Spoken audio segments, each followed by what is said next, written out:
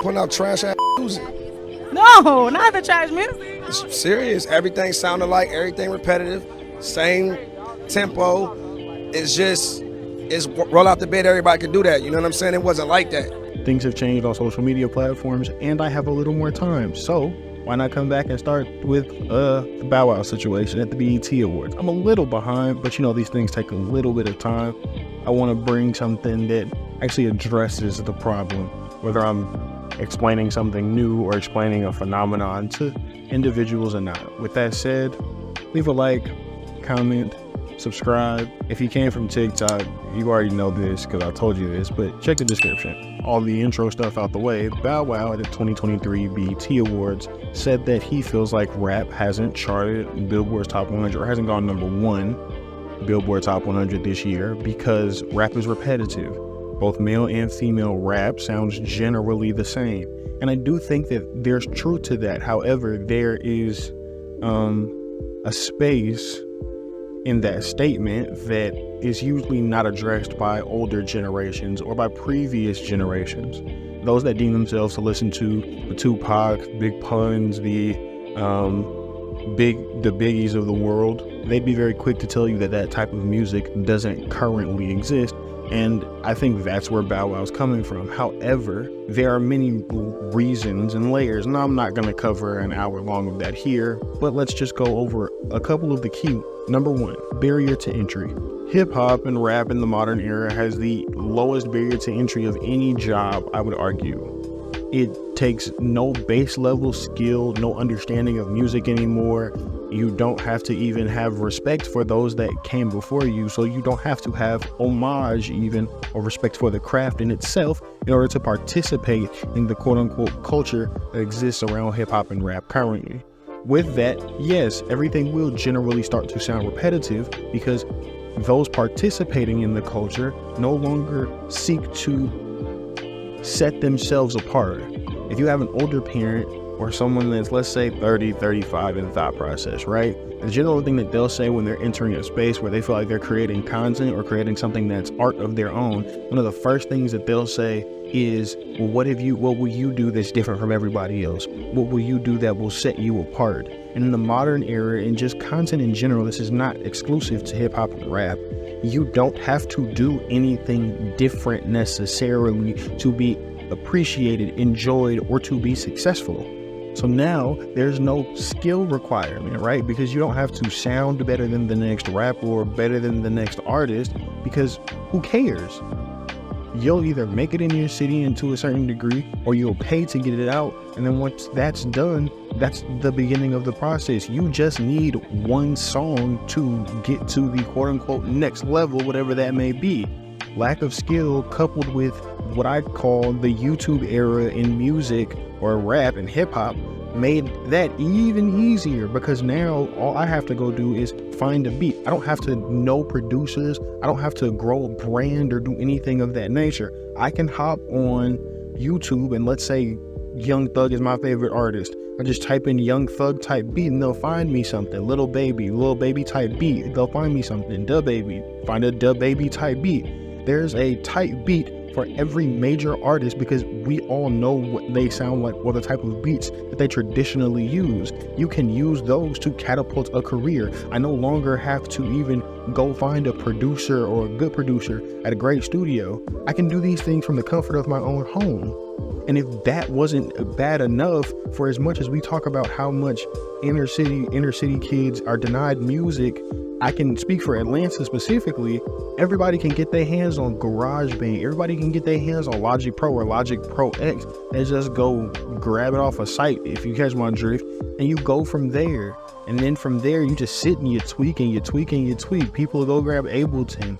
People will go grab FL Studios as a household favorite. Most people start just mixing and mastering and just tinkering and clicking and dragging from an FL Studio on what's probably 9 times out of 10, admittedly, going to be a stolen laptop.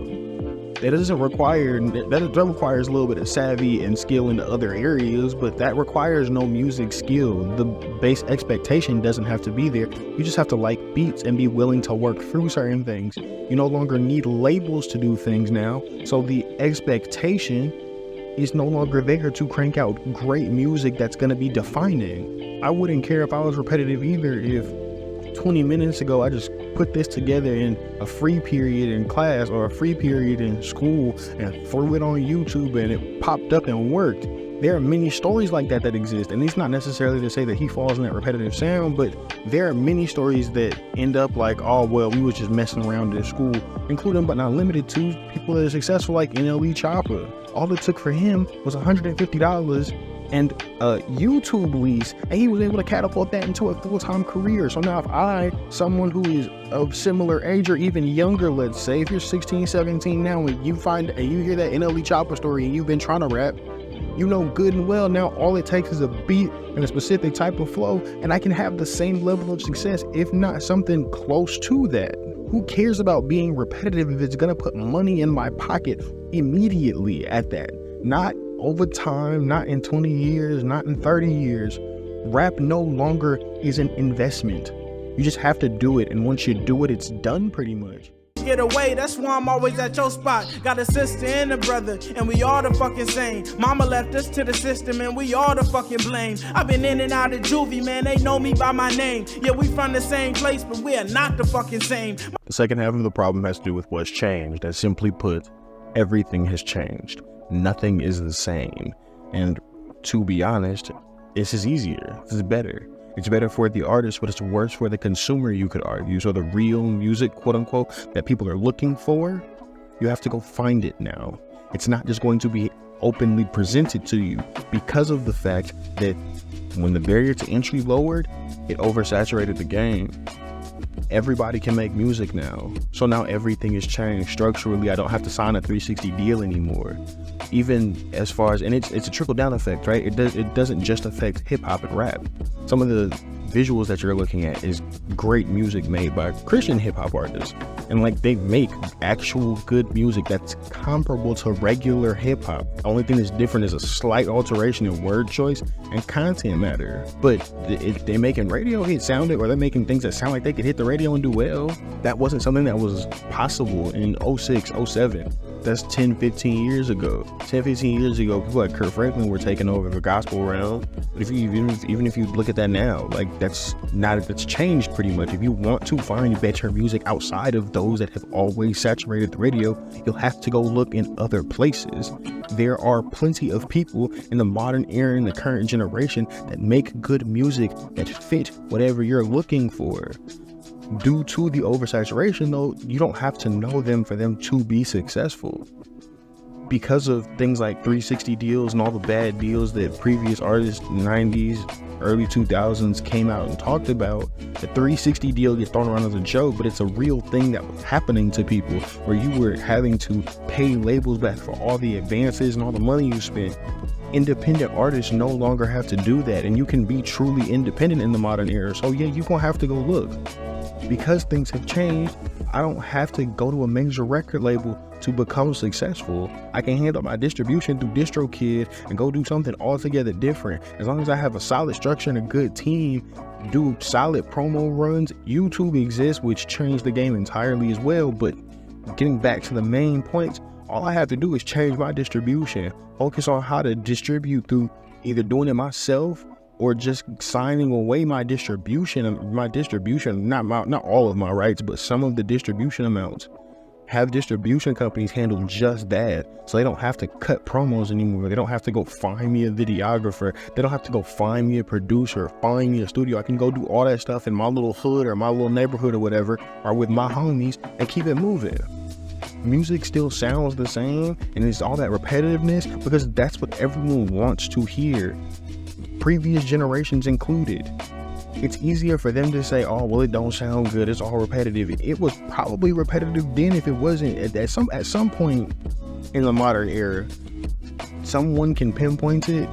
If you've lived through the entire set and you maintained being a music head, please let me know. I'm asking you. Let me know, at what point for you did it feel repetitive? Because if I'm being 100% honest and transparent, at some point that repetitiveness became visible, and it wasn't in this era. There had to have been a point before this time that we're living in right now today where that repetitiveness began to birth and kind of unearth itself. But with people now being able to drop EPs on their own, mixtapes on their own, producing their own beats, they control the pace of their career and they control its trajectory. And everyone's goal is not to be radio record. There are some people that like, that's a nice boost, don't get me wrong, but there are some people that want smaller, more intimate sets. So now, no, I don't have to sell to 1 million people. I just got to sell to my solid little 20,000, my solid little 30,000, pay my bills and get out the way.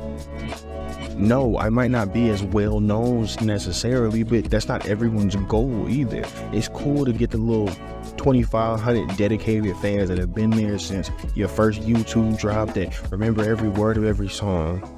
Most people, most artists especially, if they respect the craft, are taking that over 1 million people only knowing the chorus, or only knowing the little vamp, or only knowing the one little bar or one little line of a song. Most artists that respect the craft which are the ones that people are saying that are missing, quote unquote, are the ones that respect the craft. So they don't care about, hey, this is gonna do radio numbers and this is gonna look great. No, I want this little 1,500, 1,600, 2,500 max little intimate set where I can control everything that goes on here, and I can control it and make it an experience. It's not just a show. You won't just leave here saying, yeah, that was cool, but all he did was replay the same songs. No, I'm gonna sit, we gonna talk, we gonna chop, we can do whatever we want. I can have little meet and greets. I can make the full-fledged experience as opposed to just making this something that feels so copy and paste and cut and dry. For me, honestly, at the end of the day, all this boils down to is people don't want the quote-unquote good music that they say doesn't exist. And as art, or as rap and hip-hop, as the barrier to entry lowered, it became closer to an expression of art as opposed to a commodity that was necessary inherently. That's it. Nothing else has changed. If you want good music, it's out there. You just actually have to take the onus on you and go find it. There's an artist for everybody. Stop telling people, and I'm sick of fucking hearing, there's not good music out anymore. No, you just don't know where to look. That's it. That's all. If you made it this far in the video, I appreciate you. Leave a like, comment, subscribe. Stop letting these niggas lie to you. There's good music out here, bro. You can hop on TikTok and go find somebody that made a playlist set for you. Specifically, you like one of those, like, we've all seen them, like one of the, like, if you like this, then you'll like these artists. We've all seen them. You can just hop on TikTok and go search through one of them if you're looking for good music, or ask one of the homies for a Spotify playlist, ask some random person you've never met for a Spotify playlist. Do any of those things. It's something out there for everybody. It's 1 million different artists. Somebody got something for you. You just gotta look hard enough. Peace.